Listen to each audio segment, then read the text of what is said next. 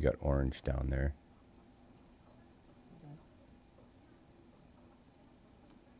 Untick hardware encoder.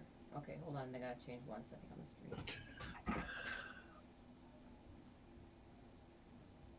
It doesn't want to use it for some reason.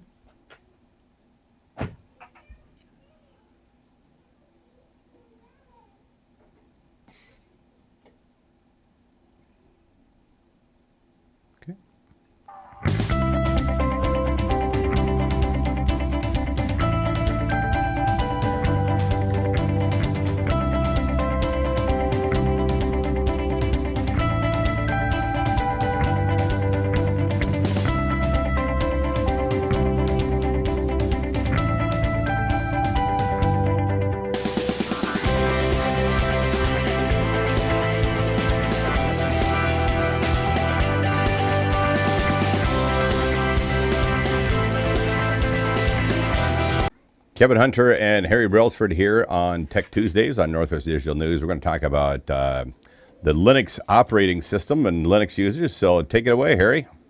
All righty. Well, I've designated June as Linux month, and Kevin, there's some important reasons for that. We're going to cover over the next few weeks, but Linux has a role even up here in Seattle with Microsoft, and we'll talk more about that over the next couple of weeks. But I want to jump right into it to just get this party started. And again, we'll take a few weeks to double click down into it. So the conversation is an introduction of file and directory permissions within the Linux operating system.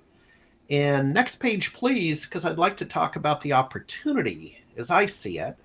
With Linux, at the end of the day, I suppose there's some hobbyists that like to play with stuff.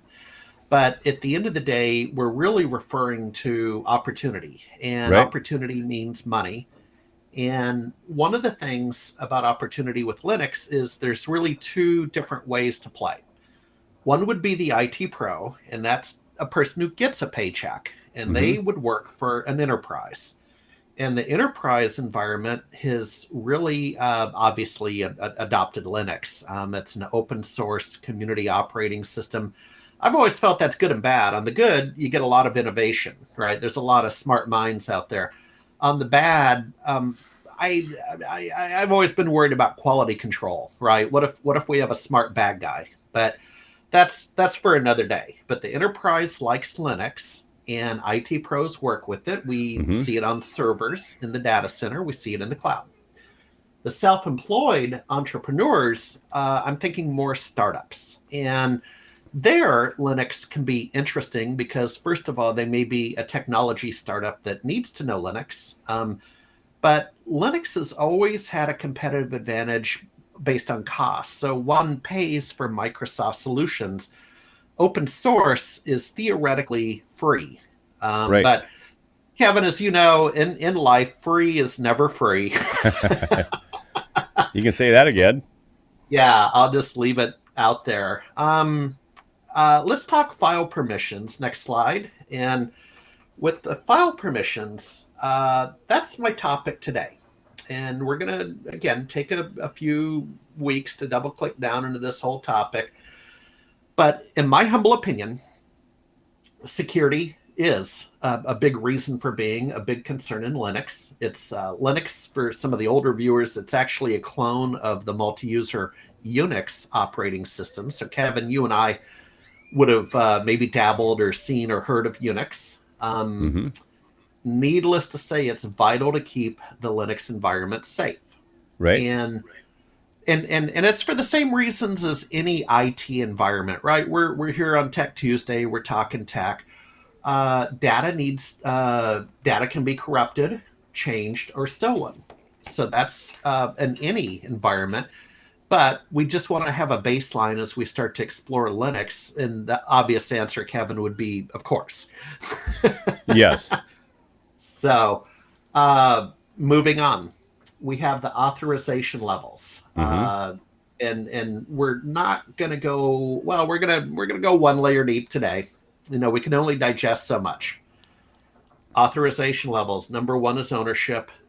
Number 2 is permissions. So folks, as I always like to say when I'm lecturing, please take out a pad and paper and write down number 1, ownership, and number 2, permissions. Those are what we call authorization levels.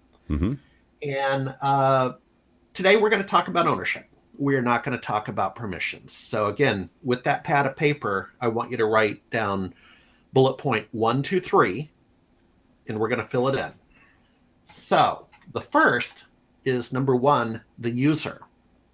Fairly simple concept. The user is the owner of the file. So AKA, a user can be the owner. Now, these points are going to be important in a week or two when we start doing command line stuff, okay? And I'll help us all revisit the 3 types of ownership. Number 1 is user. Number 2 is group. A group can contain multiple users. All users in a group have the same file permissions. So, Kevin, the way that plays out, I always like to use analogies. I'm based in Seattle. Arguably, people in Seattle have just a little bit of a Microsoft bias. But what we learn with Windows Server applies to Linux. And with Windows Server, we put users into groups. And the reason we do that, and Kevin, you can have multiple groups. You could have Project Omega group. You could have Project Alpha group. You know, groups make sense when there's a reason for being. Like, okay, everybody on Project Omega is in this group. And the idea is that you can set a permission on a bunch of files and directories at the group level instead of, golly gosh darn, could you imagine going through thousands of users and right-clicking or command lining and setting individual permissions? Kevin, you and I, we don't have a month of Sundays, let me tell you. That's right. to do that. So again, just to reiterate, number 1 was the user, simple concept. Number 2 is the group, simple concept. The third one is what we call other, also known as world. And other is any other user who has access to a file, but does not own the file and does not belong to a group. So other, let's think this through. Maybe that might be a client who, for whatever reason, fits. They're not part of our internal organization. They're not part of a team. Maybe somehow, some way, we need to give them very, very limited access to read a file. We could certainly give them the read command. So that is what other is. And for lecture number 1 in the month of June, it's Linux month.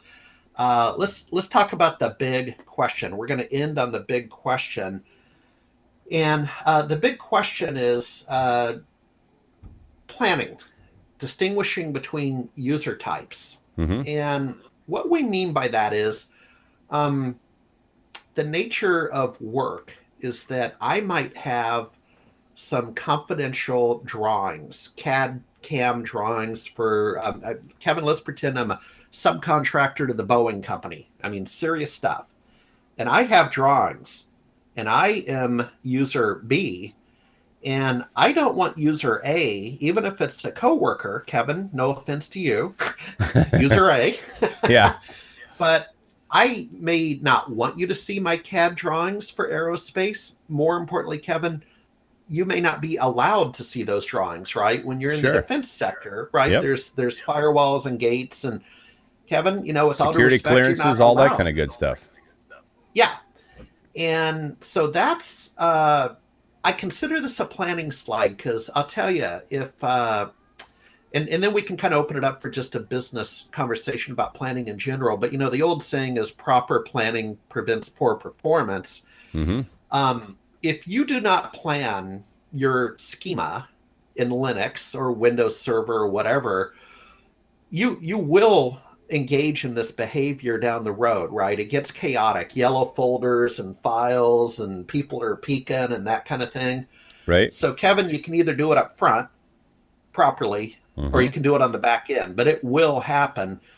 And let me just turn it over to you about just business and technology in general about planning. You seem like a thinking man. I view you as someone who plans. What any nuggets before we go out? Well, not only are the plans really important, but one of the things I was actually just talking recently with another one of our show contributors here in Northwest Digital News is about the importance of a reset button as it pertains to plans. So, however big your plans are and however far out you're thinking, one of the things that I really encourage people to do is really to kind of once you've established that plan and you're kind of moving forward with it, think about the 90-day reset and sit back down and look at those plans going, am I getting out of this what I was looking to?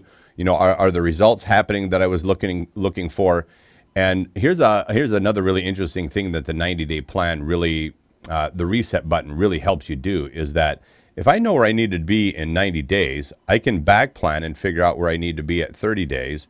If I know where I need to be at 30 days, I can back plan each week, and each week allows me to back plan what I need to be doing today. So those longer term objectives happen more regularly by implementing that 90-day reset in your business plan. So that's my 2 cents on that. Yeah, and Kevin, keep thinking that way because we are going to get down to the keystroke level in Linux in the month of June, and Mm-hmm. what we need to do is keep it real. Because my final comment for this is, I always like to ask with technology, why the heck are we here? Yeah. Right? Why are we here? What are we doing? And as you will see at the command line, it's very easy to get geeky, right? It's like, Yep. oh man, that's a really cool change mode command. That's really cool.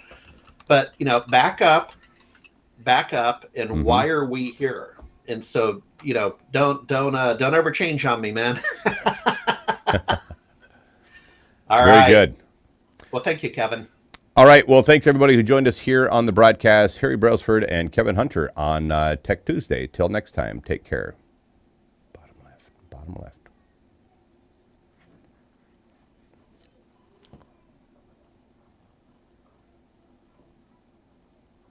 Mute me. Okay. It's